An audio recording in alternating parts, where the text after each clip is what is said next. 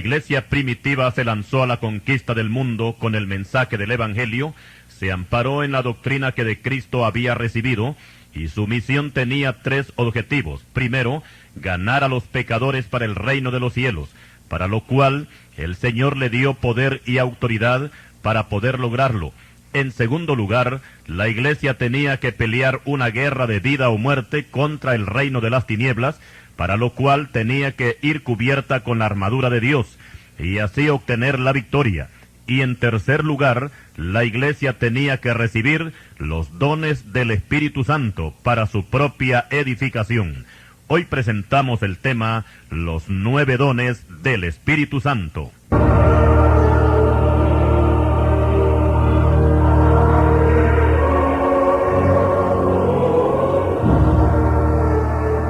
Para comenzar este estudio, vamos a tomar el respaldo bíblico en 1 Corintios capítulo 12, versículos 8 al 11, que dicen así: porque a este es dada por el Espíritu palabra de sabiduría, a otro palabra de ciencia, según el mismo Espíritu, a otro fe por el mismo Espíritu, y a otro dones de sanidades por el mismo Espíritu, a otro el hacer milagros, a otro profecía, a otro discernimiento de espíritus, a otro diversos géneros de lenguas, y a otro interpretación de lenguas. Pero todas estas cosas las hace uno y el mismo Espíritu, repartiendo a cada uno en particular como Él quiere.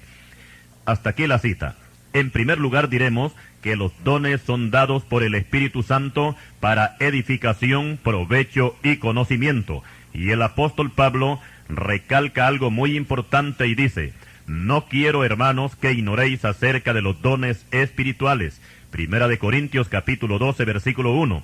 Consideramos necesario explicar que aparte de estos 9, hay otros dones más, pero que no entran en esta categoría, salvo el don de profecía, que es mencionado en Romanos capítulo 12, versículo 6. Pero este don ya está incluido en el grupo de los 9. Luego tenemos los dones de servir, enseñar, repartir y presidir. Romanos 12, versículos 7 y 8. Pero estos dones son dados por vocación, no por elección, y no son operados en forma sobrenatural, sino por capacidad en el creyente. Y lo mismo sucede con los dones que Cristo da en la parte ministerial, y que son tomados de la profecía del Salmo 68 y versículo 18, que dice: subiendo a lo alto, llevó cautiva la cautividad y dio dones a los hombres. Efesios capítulo 4, versículo 8. Estos dones son conocidos como ministerios y son dados a los que tienen capacidad para poder ejercitarlos. Por tanto, no son repartidos, sino que los candidatos son constituidos, unos para ser apóstoles, otros profetas, otros evangelistas, a otros pastores y maestros. Efesios 4:11. La palabra constituir quiere decir elegir a alguien que tenga capacidad para desempeñar un trabajo especial. Por tanto, estos ministerios no pueden ser operados en forma sobrenatural como lo son los 9 dones espirituales, los cuales el creyente puede recibir aunque no tenga mucha preparación docente, porque aquí no es el creyente el que actúa, sino el Espíritu Santo en él. Por otra parte, tenemos algunos dones que son dados por el Padre y que no entran en la esfera sobrenatural, ni tampoco como dones ministeriales. Por ejemplo, que el hombre coma y beba y que disfrute del fruto de su trabajo, esto es un don de Dios. Eclesiastés capítulo 3 y versículos 13 y capítulo 5, versículo 19. También tenemos que la fe que el Padre pone en un pecador para que acepte a Cristo se califica como don de Dios. Efesios 2:8. Estos dones pueden considerarse como la gracia o el favor de Dios. Cristo le dijo a la samaritana: si conocieras el don de Dios. Juan capítulo 4, versículo 10. En el libro de los Hechos, capítulo 2, versículo 38, el apóstol Pedro les dice a los judíos compungidos que si se arrepienten y se bautizan, van a recibir el don del Espíritu Santo. Cuando el recién convertido Simón el mago quiso sobornar a los discípulos ofreciéndoles dinero para obtener poderes sobrenaturales, Pedro le dijo: tu dinero perezca contigo, porque has pensado que el don de Dios se obtiene con dinero. Hechos 8:20. Aquí el don son los favores de Dios. El ministerio del apóstol Pablo puede entrar en esta categoría de favores, ya que él mismo lo dice, que él fue hecho ministro por el don de la gracia de Dios. Efesios 3, versículo 7. O sea que Cristo tuvo misericordia de Pablo y lo hizo apóstol. Y para cerrar con estas ilustraciones, diremos que aún los regalos que se obsequian entre personas algunas veces se conocen como dones. La hija de Caleb le pidió un don a su padre, y en resumidas cuentas, lo que le pidió fue un terreno que tuviera agua. Dice Josué capítulo 15, versículo 19. Ahora vamos a entrar al estudio de los 9 dones del Espíritu Santo, para lo cual los vamos a clasificar en 3 grupos de 3 dones cada uno. Y el primer grupo corresponde a los dones de revelación, que son los siguientes: don de palabras de sabiduría, cuyo fin es revelar en forma sobrenatural un propósito divino de lo que acontecerá en el futuro. El don de palabras de ciencia o de conocimiento, y que tiene como fin el que Dios revele parte de su conocimiento al creyente, de lo que ha sucedido o está sucediendo en el presente. Y en tercer lugar está el don de discernimiento de espíritus, cuyo propósito es identificar los espíritus por medio de visión sobrenatural. En el segundo grupo tenemos los dones de poder, que son los siguientes: don de fe, que consiste en una confianza fuera de la fe natural para operar algo sobrenatural; don de hacer milagros, que es una intervención sobrenatural sobre los elementos; y en tercer lugar están los dones de sanidades, cuyo fin es demostrar poder para sanar enfermedades. Y ahora entramos al tercer grupo, que son los dones de inspiración, y son los siguientes: don de profecía, que es una exclamación sobrenatural para edificar a la iglesia en el idioma común; don de diverso género de lenguas, más conocido como el don de lenguas, y que se presenta en una exclamación sobrenatural en un idioma desconocido. Y por último tenemos el don de interpretación de lenguas, cuyo fin es declarar en forma sobrenatural lo que otro habla en lenguas. Y hasta aquí llegamos con la clasificación de los 9 dones, colocados en 3 grupos de 3 dones cada uno. Para algunas iglesias, estos 9 dones ya no están en uso, porque según ellos fueron para la iglesia primitiva. Otros es que creen en algunos dones, pero no en todos. Y otros es que aún creyendo en ellos, no los saben usar. Esperamos con este estudio que no solamente conozca usted los dones, sino que los ponga a funcionar como enseña la palabra de Dios. Ahora vamos a explicar algo muy interesante, y es que el Espíritu Santo produce frutos en el creyente, pero los dones no son producidos, sino repartidos. Esto último nos demuestra que no todos los creyentes van a ser poseedores de estos dones, aunque el apóstol Pablo nos dice que hay que procurar los dones mejores. Por otra parte, cuando hablamos de los 9 frutos del Espíritu Santo, según Gálatas 5, versículos 22 y 23, aquí sí que todo creyente debe de poseerlos, porque ningún cristiano es conocido por los dones que recibe, sino por los frutos que el Espíritu Santo ha producido en él. O como lo expresara mejor nuestro Señor Jesucristo, que dice así: por sus frutos los conoceréis. Mateo 7, versículo 20. El creyente testifica de los dones, pero los frutos testifican del creyente. El creyente no usa los frutos lo usan a él. Con los dones sucede lo contrario. Los dones no usan al creyente, es el creyente quien los usa a ellos.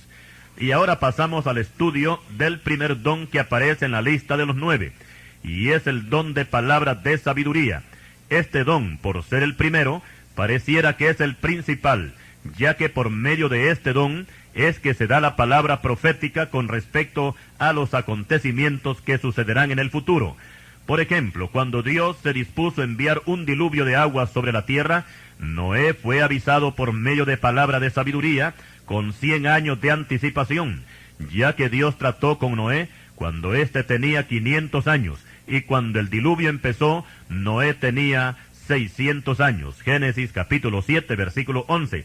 Todos los profetas que encontramos, principalmente en el Antiguo Testamento, todos ellos recibieron palabra de sabiduría, ya que anunciaron hechos futuros. En el Nuevo Testamento encontramos al apóstol Pablo, que en algunas de sus epístolas recibe palabra de sabiduría, anunciando lo que acontecerá en los postreros tiempos, y lo mismo hace el apóstol Pedro en su segunda epístola. También tenemos al apóstol Juan, que desde el capítulo 6 de Apocalipsis empieza a recibir palabra de sabiduría, o sea, revelación profética, anunciando juicios y otros acontecimientos que se presentarán en el tiempo final, incluyendo la segunda venida de Cristo a la tierra. El milenio también está incluido en esta palabra de sabiduría, y también el encarcelamiento de Satanás y el juicio final de los impíos. Explicamos que cuando un profeta de oficio recibe palabras de sabiduría, es para que la dé a conocer al pueblo, y cuando esto sucede, entonces esta revelación se convierte en profecía. Pero no es un don de profecía, aclaramos, porque este don no es de revelación, el don de profecía, sino de inspiración, como lo dijimos anteriormente. Aclaramos que el que tiene don de profecía edifica a la iglesia, pero no predice cosas futuras, porque esto último, como dijimos, lo hace el profeta de oficio por medio de palabra de sabiduría. Por otra parte, explicamos que hay 3 clases de sabiduría, que son sabiduría humana, sabiduría divina y don de palabra de sabiduría. La sabiduría humana es la que los hombres obtienen a base de estudio, inventos y descubrimientos, pero con esta clase de sabiduría nadie se salva. Por el contrario, la palabra de Dios los ridiculiza. Jeremías capítulo 8 y versículo 9. Y el apóstol Pablo nos dice que la sabiduría de este mundo es insensatez para con Dios. Primera de Corintios capítulo 3 versículo 19.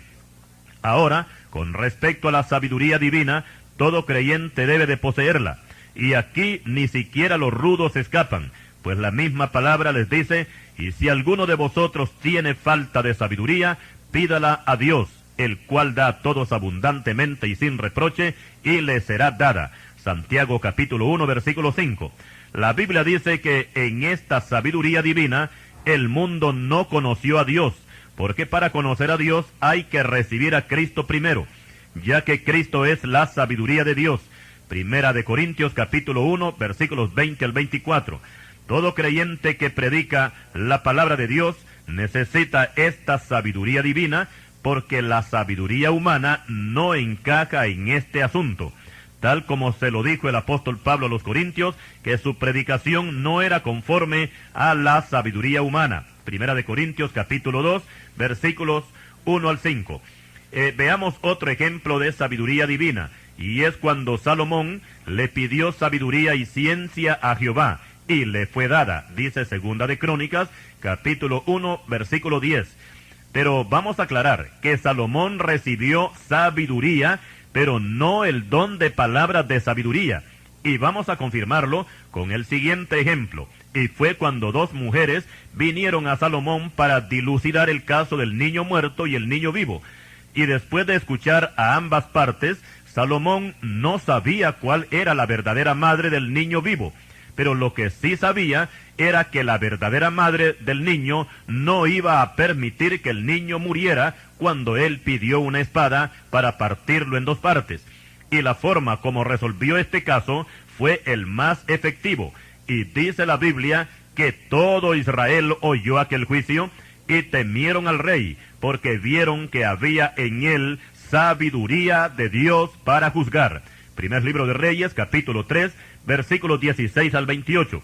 Ahora veamos que si Salomón hubiese tenido un don de revelación, de palabra de sabiduría, o don de palabra de ciencia, no hubiera tenido necesidad de buscar una espada para partir al niño. sencillamente el Espíritu Santo le hubiera revelado cuál era la verdadera madre del niño vivo, y asunto concluido. Tenemos que admitir que Salomón fue un gran sabio, pero no con el don de palabra de sabiduría, porque esto, dijimos, corresponde únicamente a los profetas de oficio. Y esa es la razón por la cual en la Biblia Salomón no aparece como sabio, Salomón aparece, sí, como un sabio, aparece como sabio, pero nunca aparece como profeta. Vamos a mencionar a algunos siervos de Dios que recibieron el don de palabra de sabiduría, y entre ellos están Noé, Abraham, Moisés, David, Elías, Eliseo, Isaías, Jeremías, Ezequiel, Daniel y todos los llamados profetas menores.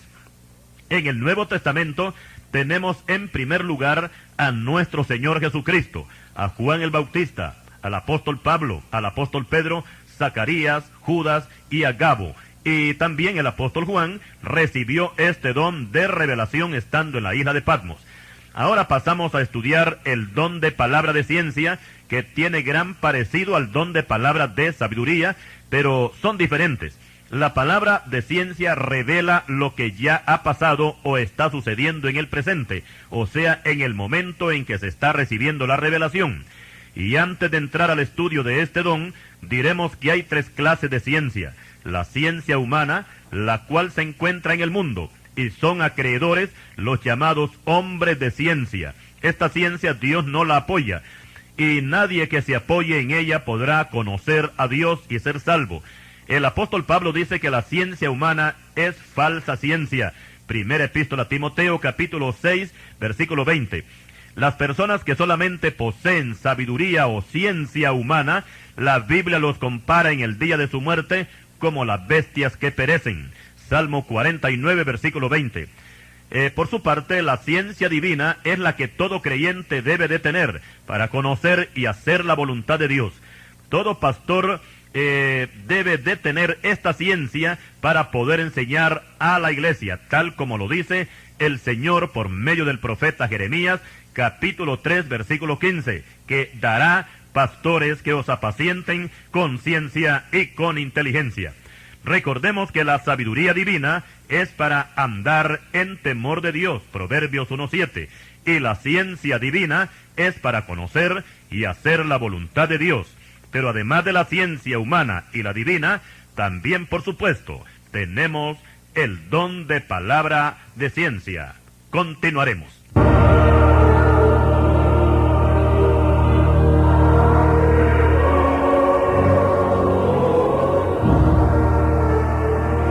Y ahora pasamos a estudiar el don de palabra de ciencia, el cual no se obtiene por estudio, ni por esfuerzo humano, sino que es por revelación del Espíritu Santo.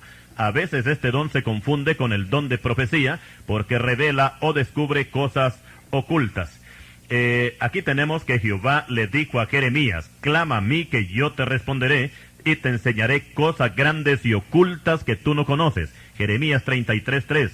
Aquí lo que Jehová va a revelar o a enseñar no es lo que está oculto en la mente de Jeremías, porque si este fuera el caso, en vez de revelar, sería recordar lo que el profeta ya sabe. Lo que Jeremías va a recibir es algo que se encuentra oculto en la mente de Dios. Veamos algunos ejemplos del don de palabra de ciencia. Cuando el hijo del rey Jeroboam cayó enfermo, el rey envió a su mujer hasta Silo, donde se encontraba el profeta Ahías, para que le diera palabra de Dios sobre la salud del niño. Pero para que no la reconocieran, cuando llegara a la casa del humilde profeta, el rey le dijo que se disfrazara. Pero mientras ella iba en camino, vino palabra de ciencia al anciano profeta, que ya ni miraba a causa de la vejez. Y le dijo Jehová: he aquí que la mujer de Jeroboam vendrá a consultarte por su hijo, que está enfermo. Así y así le responderás, pues cuando ella viniere, vendrá disfrazada. Cuando Ahías oyó el sonido de los pies en la puerta, pues la mujer acababa de entrar, le dijo: entra, mujer de Jeroboam, ¿por qué te finges otra? Primer libro de Reyes, capítulo 14, versículos 1 al 6.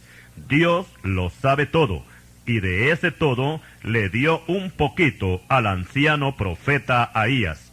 También tenemos el caso del profeta Eliseo con los ejércitos de Siria, que todo el plan militar que el rey sirio trataba con sus altos oficiales, Dios se lo declaraba a Eliseo, y Eliseo lo declaraba al rey de Israel, al grado que el rey sirio pensaba que dentro de sus filas había un traidor que pasaba la información al rey de Israel.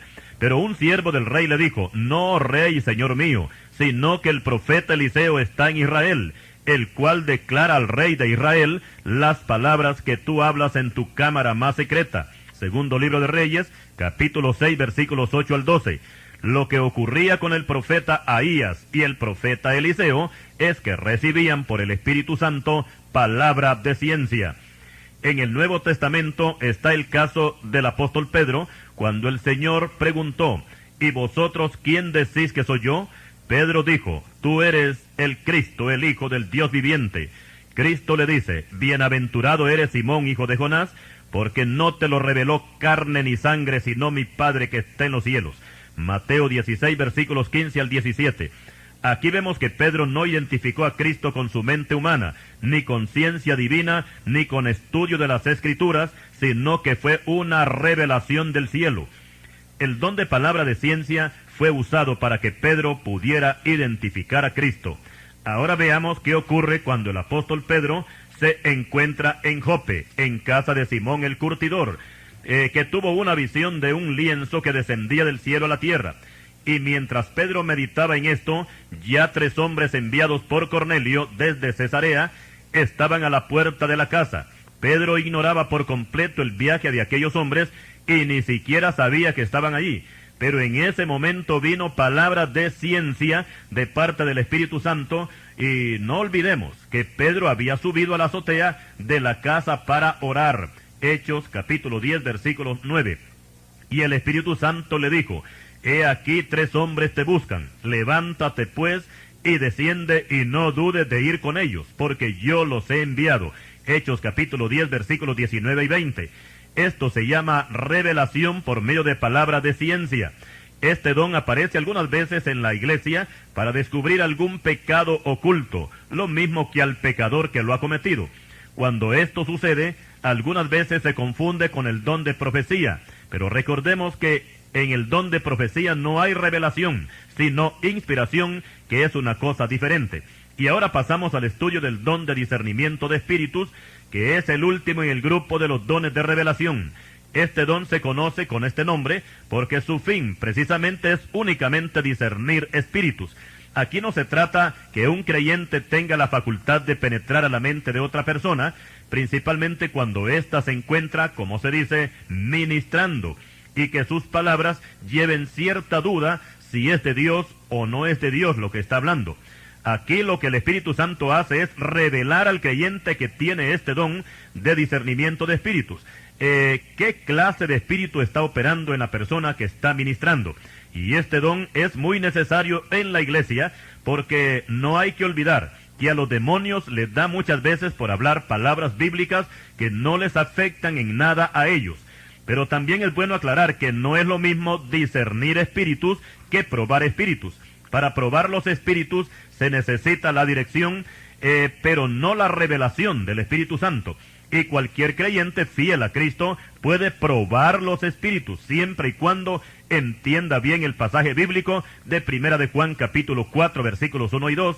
Y la palabra clave aquí es preguntar al espíritu si Jesucristo vino en carne. Si se trata de un demonio, jamás lo va a confesar.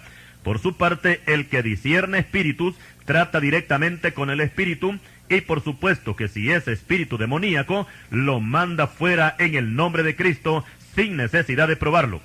Aclaramos que el don de discernimiento de espíritus no es para descubrir pecados ocultos en la iglesia, sino para detectar espíritus dudosos. Vamos a mencionar 2 casos que se sucedieron, le sucedieron al apóstol Pablo, y uno fue con el mago Elimas, quien se interponía a la predicación del apóstol cuando evangelizaba al procónsul Sergio Paulo en su primer viaje misionero. Pablo le envía un juicio de ceguera temporal a este mago y le da el trato de hijo del diablo. Hechos capítulo 13, versículo 10. El segundo caso es cuando Pablo se encuentra con la muchacha en Filipos. Pablo la libertó del espíritu de adivinación que la había poseído y en el nombre de Cristo mandó fuera a aquel demonio. Hechos capítulo 16, versículos 16 al 18. Ahora surge una pregunta: ¿por qué el mago Elimas no fue libertado y la muchacha sí? Es sencillo. Elimas era un siervo voluntario al servicio del diablo y la muchacha era sierva involuntaria de un demonio adivino. Notemos algo: en el caso de Elimas, Pablo se dirige a él, al mago, no al demonio, porque a ningún demonio se le puede llamar hijo del diablo. Este título corresponde únicamente para todos aquellos que son enemigos de Cristo. Juan capítulo 8, versículo 44. Sin embargo, en el caso de la muchacha de Filipos, Pablo se dirige no a ella, sino al demonio, al cual mandó fuera en el nombre de Cristo, y la muchacha quedó libre. Hay que saber distinguir cuándo es que los demonios se meten en un cuerpo para usarlo a su antojo, porque hay casos cuando los demonios buscan a las personas para meterse en ellas, pero también hay casos cuando son las personas que los buscan a ellos, a los demonios, como en el caso de los magos, brujos, santeros y toda clase de hechiceros, y también los satanistas. Estos voluntariamente se someten a ser siervos del diablo, y su liberación depende de ellos mismos, si se deciden voluntariamente también a aceptar a Cristo para ser salvos. Ahora, cuando se trata de un loco endemoniado o de cualquier caso de posesión demoníaca involuntaria, aquí no se le pide permiso a la persona, sino que se trata directamente con el demonio y se manda fuera en el nombre del Señor Jesucristo. Recordemos que Cristo no hizo ningún trato con el Gadareno. El trato fue con los demonios que lo tenían atrapado. Ahora vamos a pasar al estudio del segundo grupo, que son los dones de poder, y son los siguientes: don de fe, dones de sanidades y don de hacer milagros. Y antes de empezar con el don de fe, diremos que hay 4 clases de fe. Primero está la fe natural, que todo ser humano tiene que tener, sea cristiano o no cristiano. Sin esta fe no tendría sentido la vida humana, pero aclaramos que con esta fe ninguna persona podría ser salva. En segundo lugar tenemos la fe que salva. Esta fe es la que el Padre pone en cada pecador para que éste reciba a Cristo y se salve. Pablo dice: por gracia sois salvos por medio de la fe, y esto no es de vosotros, pues es don de Dios. Efesios 2:8. En tercer lugar tenemos la fe como fruto del Espíritu Santo. Gálatas capítulo 5, versículo 22. Esta fe tiende a crear más que todo un conocimiento y a aumentar el conocimiento en el creyente. En otras palabras, diríamos que la fe lo que tiende es a crecer o a disminuir también en este caso, y esto depende del creyente. Pablo dice que el justo por la fe vivirá. Romanos 1:17. Y esta clase de fe es la que Cristo demanda para que su iglesia lo esté esperando cuando sea el rapto de la iglesia. Lucas capítulo 18, versículo 8. En cuarto lugar tenemos el don de fe. Este don es usado más que todo en circunstancias difíciles y también en casos inesperados e imprevistos. Tanto en el Antiguo como en el Nuevo Testamento tenemos varios ejemplos del don de fe. Mencionaremos el caso del profeta Elías cuando predijo la sequía para Israel. Dijo Elías: vive Jehová Dios de Israel, en cuya presencia estoy, que no habrá lluvia ni rocío en estos años, sino por mi palabra. Primer libro de Reyes, capítulo 17, versículo 1. Lo que Elías expresa aquí es el don de fe, pues tal como él dijo, así sucedió. Y por esa palabra, Israel no tuvo agua por 3 años y 6 meses, hasta que Elías quiso y oró a Jehová, y la lluvia cayó. Primer libro de Reyes, capítulo 18, versículos 41 al 46. Cuando Moisés levanta su vara frente al Mar Rojo, y éste se abre, aquí se produce el don de fe. Y aquí explicamos que si Moisés no interviene y el mar se abre, entonces sería un milagro directo de Dios.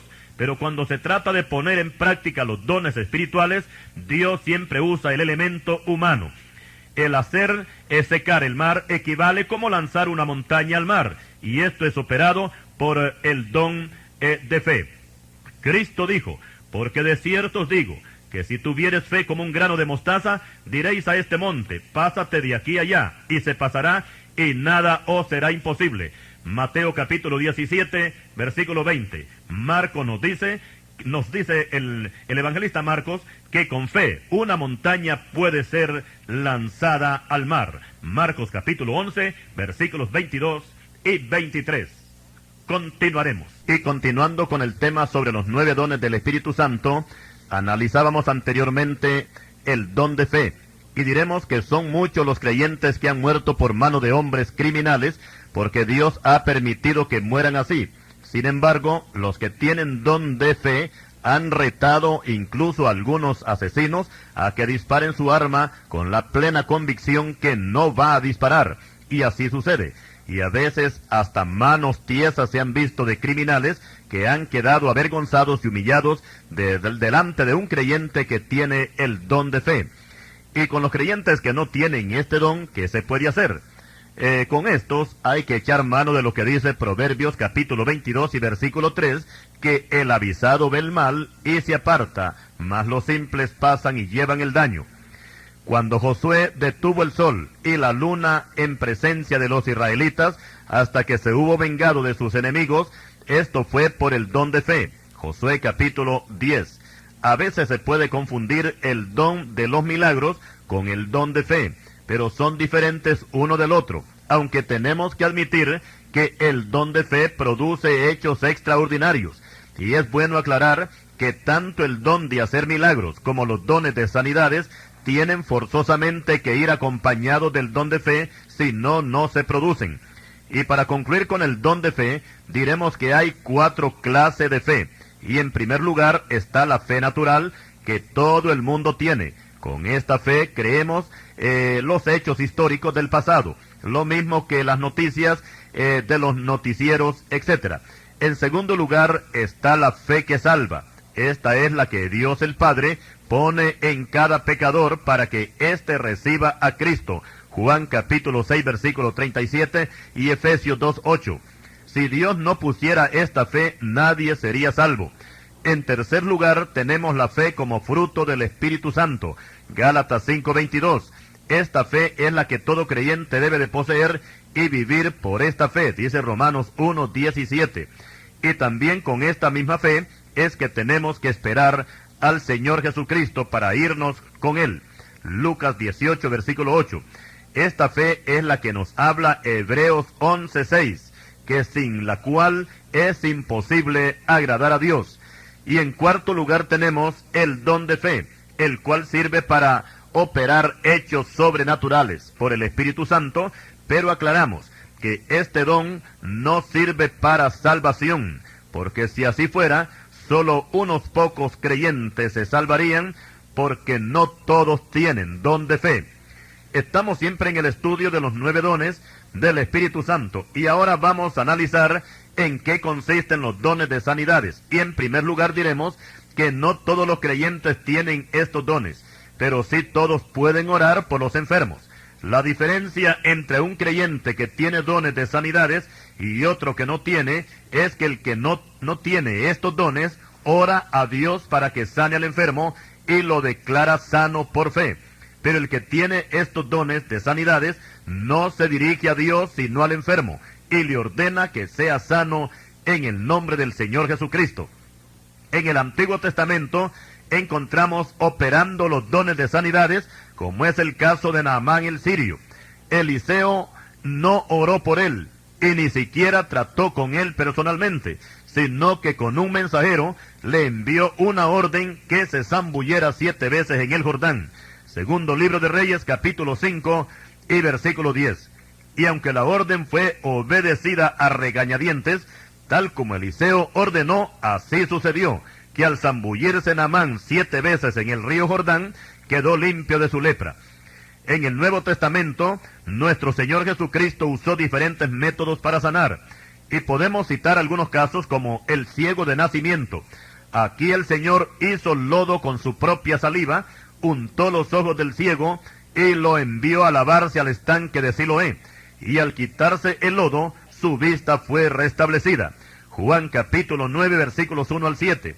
Otro ciego fue sanado cuando el Señor lo sacó fuera de la aldea y escupió en sus ojos, y le puso las manos encima, y al final sus ojos fueron abiertos totalmente. Marcos capítulo 8, versículos 22 al 26. Sin embargo, Bartimeo, que era otro ciego, este fue sanado con solamente la palabra que el Señor expresó, y ya sanado, se agregó a la multitud que seguía al Señor Jesucristo. Marcos capítulo 10, versículos 46 al 52. Al paralítico solamente le dio una orden, que se levantara y se fuera para su casa. Marcos capítulo 2, versículo 11. Y lo mismo sucedió con el paralítico en el estanque de Betesda, según nos relata Juan capítulo 5, versículos 1 al 9.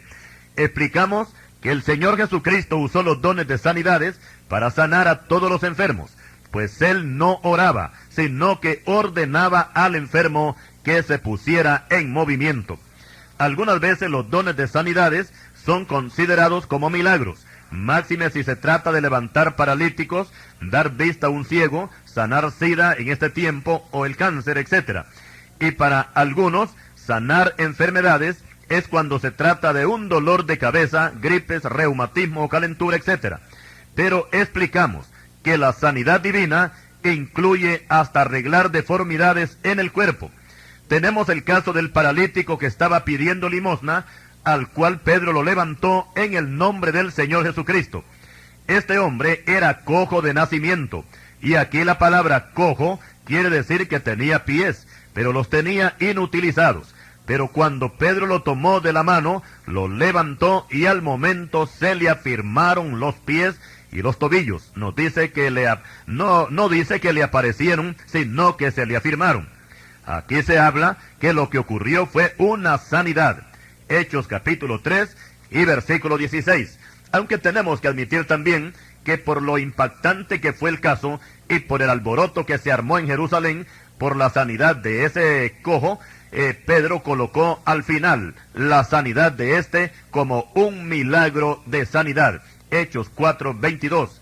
Otro caso tenemos cuando el apóstol Pedro, usando los dones de sanidades, levantó a Eneas, el cual tenía 8 años de estar paralítico. Hechos capítulo 9, versículos 32 al 35. En Listra, Pablo levantó a otro cojo de nacimiento, el cual, cuando oyó hablar a Pablo, tuvo fe para ser sanado, y logró su sanidad cuando Pablo le ordenó que se levantara de su lecho. Hechos 14, versículos 8 y 9.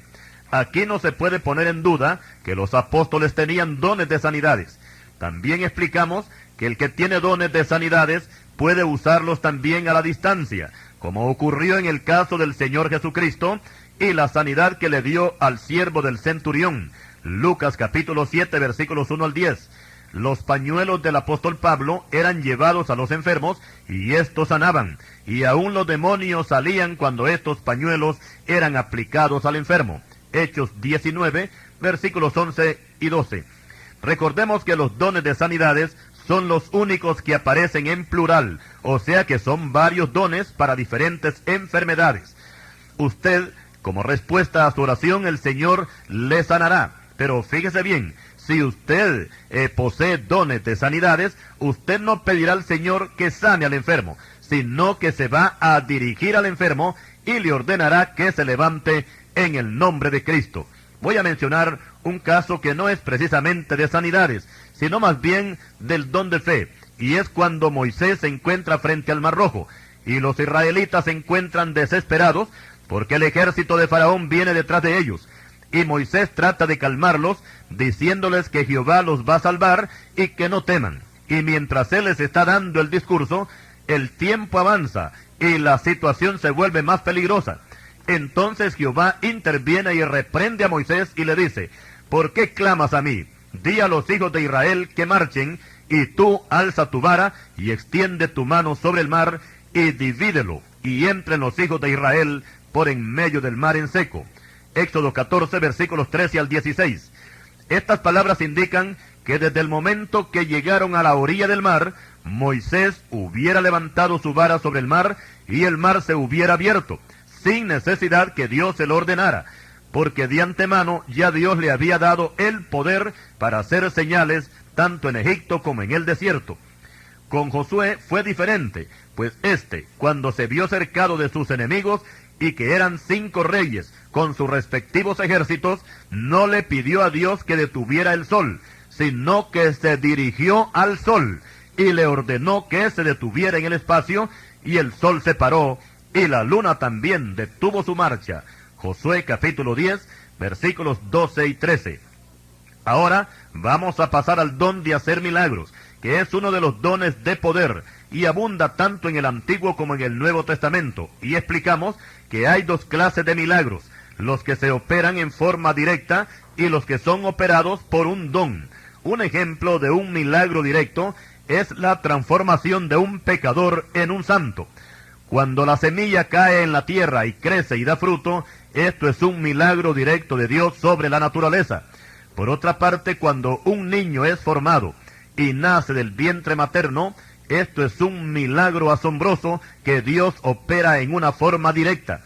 Y por lo general, en estos milagros, el nombre de Dios no es glorificado, porque el campesino ya se acostumbró a ese sistema de sembrar y cosechar. Y cuando sucede, también por otra parte, el nacimiento de los niños, esto se considera una rutina para los médicos, parteras y enfermeras, que en vez de dar alabanza a Dios por este milagro, lo que hacen es pedir aumento de sueldo al Ministerio de Salud Pública por tanto trabajo que les llega. Ahora mencionaremos los milagros que son operados por medio de un don. En el Antiguo Testamento tenemos la resurrección del hijo de la viuda por medio del profeta Elías. Primer libro de Reyes, capítulo 17, versículos 17 al 24.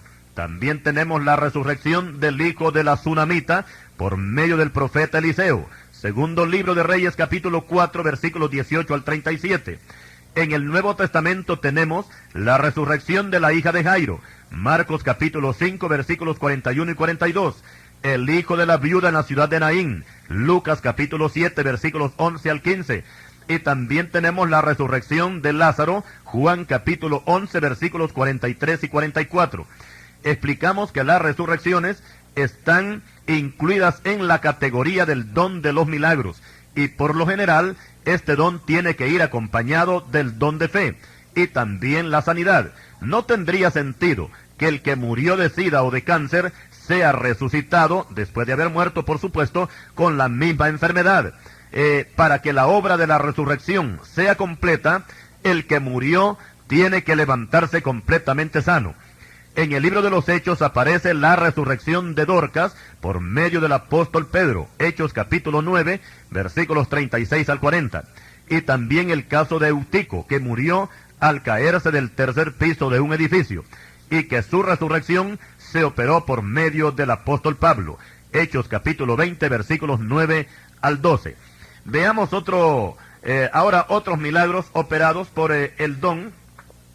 Siempre vamos a tener estos milagros que fueron operados por el Señor Jesucristo.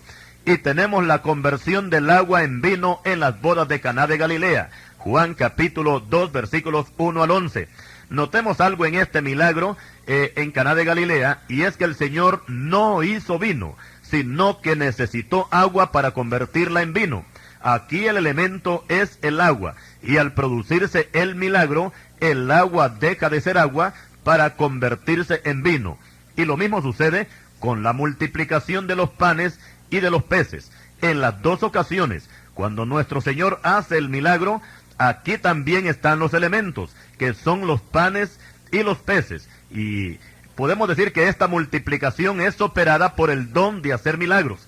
Ahora explicamos que si no hay peces y no hay panes, y de pronto aparecen las cestas llenas de panes y pescados, o si el Señor, diríamos, en vez de darles de comer, mejor hace que la multitud no sienta hambre, aquí ya no se trata de un don, sino de un milagro directo. Pero aquí el pueblo no se hubiera asombrado, ni tampoco hubiera glorificado a Dios, porque ellos iban a creer que eran fuertes para aguantar hambre. Por esta razón es que Dios usa los 9 dones, usando a los creyentes para que su nombre sea glorificado. Cuando Dios hizo la creación, lo hizo en forma directa a través de su palabra. Pero cuando el hombre fue formado, entonces el hombre fue usado para todos los propósitos que Dios iba a realizar. O como lo dice mejor el profeta Amós, que Dios no hará nada sin que revele su secreto a sus siervos, los profetas. Continuaremos.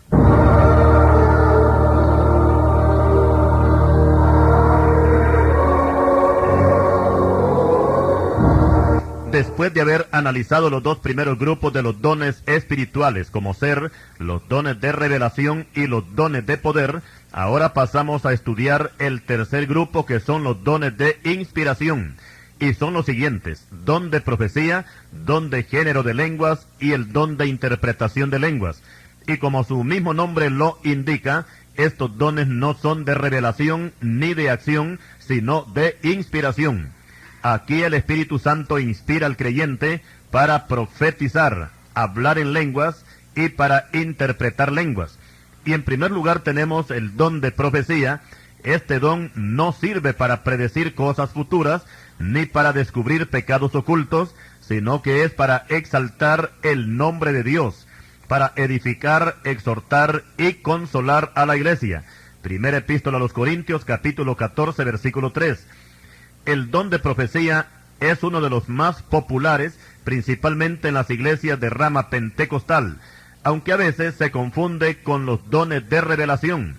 Pero en este don lo que hay, según la palabra de Dios, nos enseña, no es predicción, sino exaltación para Dios y edificación para la iglesia. Por ejemplo, en el Antiguo Testamento encontramos profetas y profetisas con el don de profecía, pero por el hecho de no haber una iglesia establecida como la que Cristo fundó, sus profecías se enfocaban a la alabanza a Dios, principalmente cuando el pueblo observaba portentosas señales o grandes victorias en la guerra. Como ejemplo tenemos el cántico de Moisés, cuando el pueblo de Israel cruzó en seco el Mar Rojo.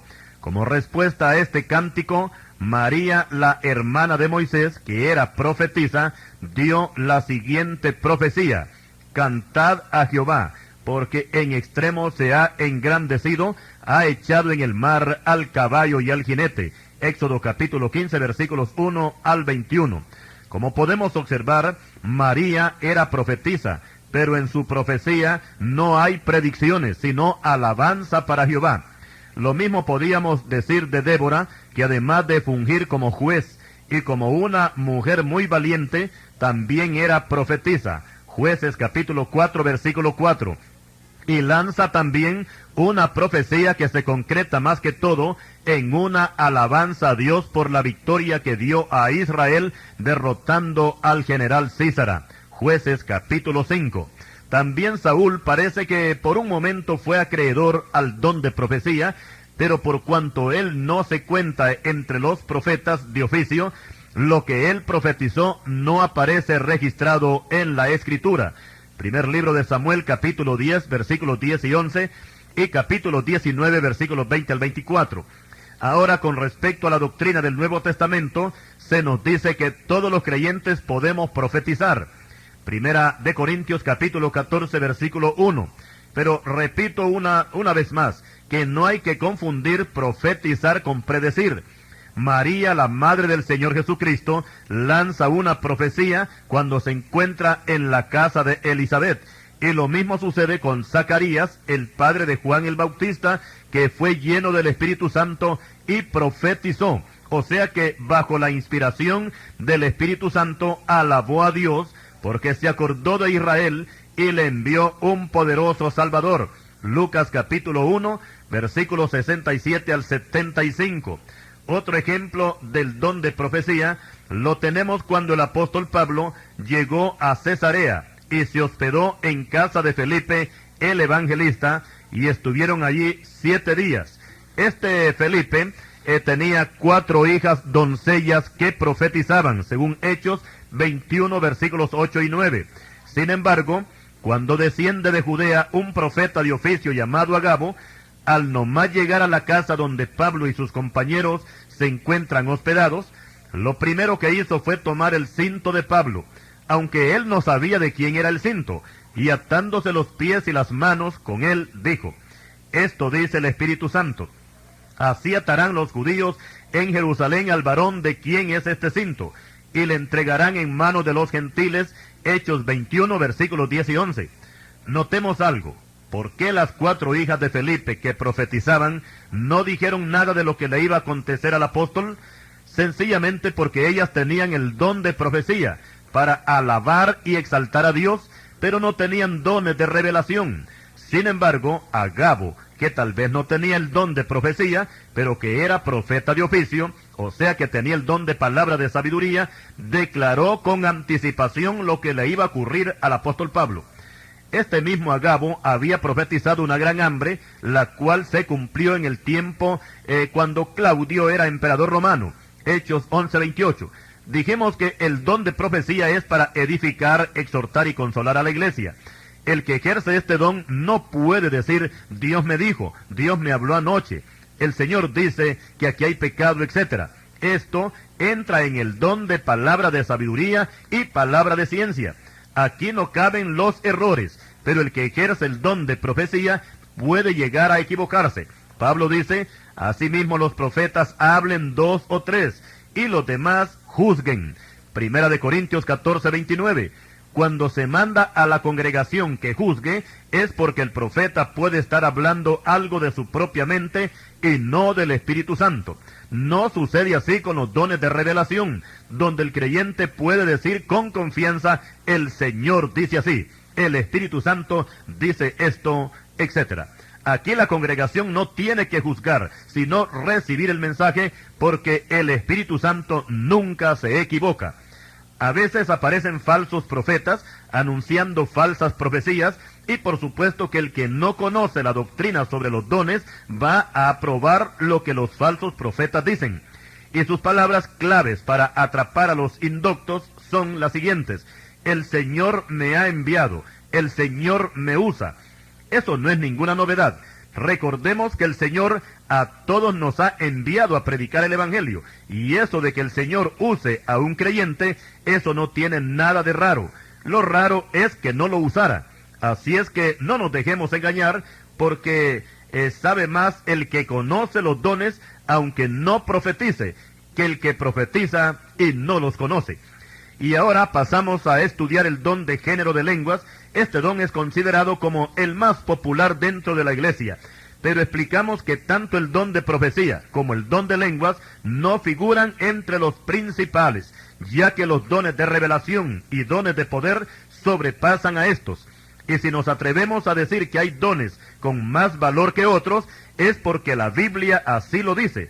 Pablo nos recomienda que procuremos los mejores dones.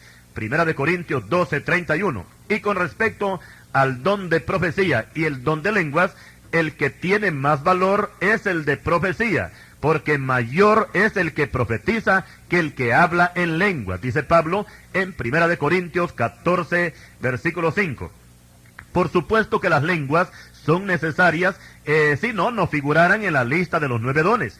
Por otra parte, debemos de tener mucho cuidado al hablar en lenguas, porque hay 3 clases de lenguas y son las siguientes: las lenguas humanas, las lenguas satánicas y las lenguas angelicales.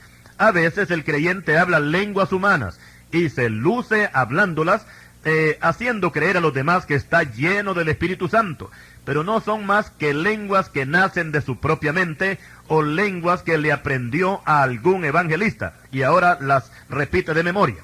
Y a veces se habla más por presunción que por alabar a Dios. Y aquí cabe explicar que ninguno de los 9 dones sirve para identificar a un verdadero creyente. El creyente es conocido por sus frutos, no por los dones. Mateo 7, versículo 20. Explicamos que los frutos del Espíritu Santo tienen que darse a conocer principalmente fuera de la iglesia, o sea, fuera del templo, en medio de la gente inconversa. Pero los dones, en su mayoría, es para ejercitarlos dentro de la congregación. La enseñanza bíblica es que las lenguas angelicales es preferible hablarlas orando en su recámara, y en la congregación es mejor hablar en voz baja o callarse, máxime si no hay quien interprete, dice Pablo en 1 Corintios 14, versículos 27 y 28. Ahora, con las lenguas satánicas hay que tener mucho cuidado porque los demonios son expertos en imitar las cosas santas.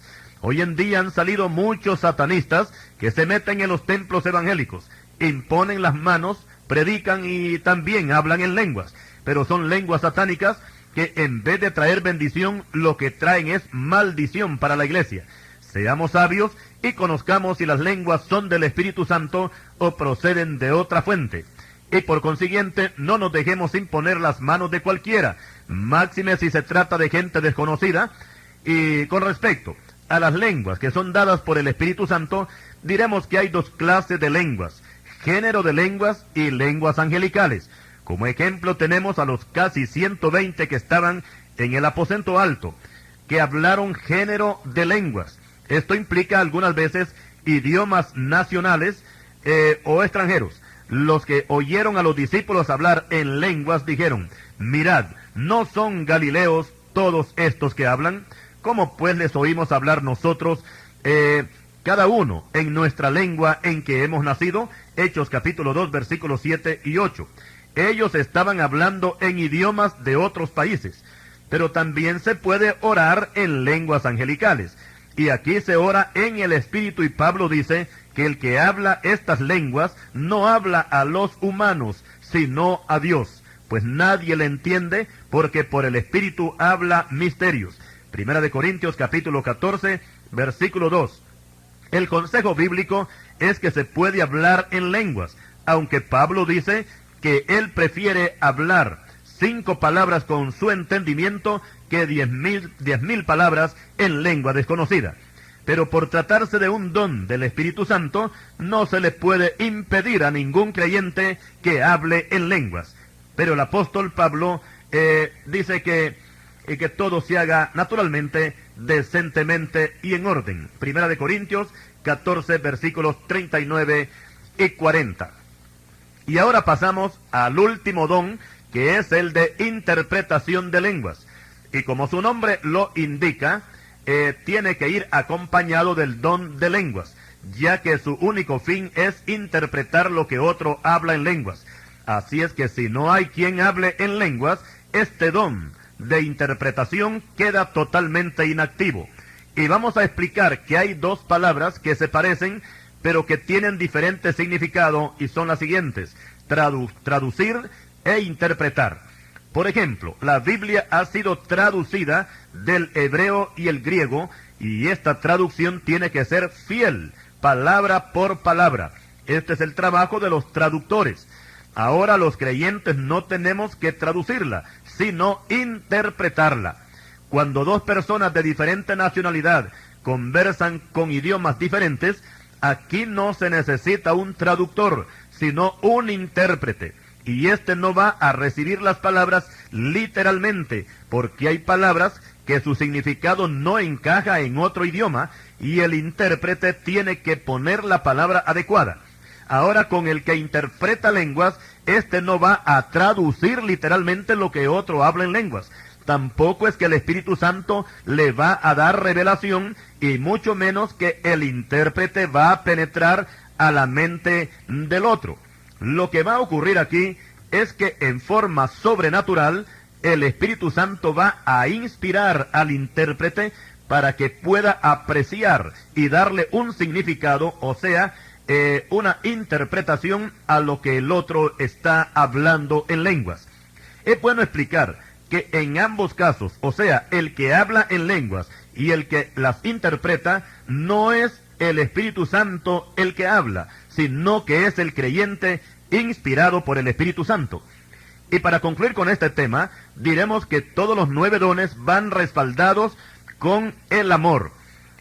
Diríamos aquí que si el creyente no tiene el amor de Dios, los dones no le favorecen en nada. El apóstol Pablo dice que puede regalar todo lo que tiene, pero si no tiene amor, de nada le sirve. Y puede poseer todos los dones, pero si no tengo amor, nada soy. Aquí no dice que los dones no son nada. No, aquí no se dice que los dones no sirven, sino que él, el creyente, no es nada.